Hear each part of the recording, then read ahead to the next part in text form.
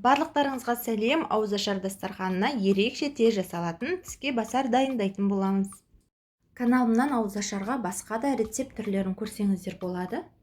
Бізге керегі дүкеннің дайын қатпарлы қамыры, жайлап осылай жұқалап жайып аламыз. Тіске басарымызды аз қасық пішінде етіп жасаймыз. Сол үшін жайылған қамырымыздың үстіне аз қасықты қойып, айналдыра отырып осылай кесіп аламыз.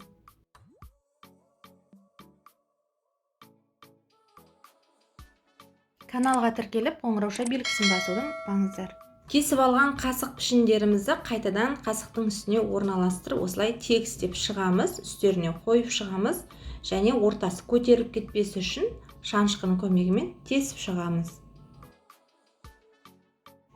Дайын болған қамырларымызды қасығымен противеньге орналастырамыз. Қызып тұрған пеште беті қызарғанша 5 минуттай пісіреміз.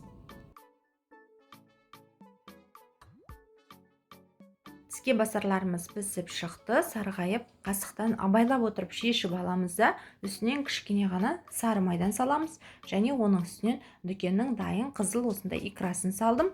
Тіске басарымыз дайын, дастарханыңызға ұсына берсеңіздер болады. Ас болсын, міндетті түрде жасап көріңіздер, барлығына ұнайтынына сенімдімін. Видеоны соңына дейін қарағандарыңызға рахмет. Лайк басып, пікір қалдыруды ұмытпаңыздар, міндетті түрде жауап беремін.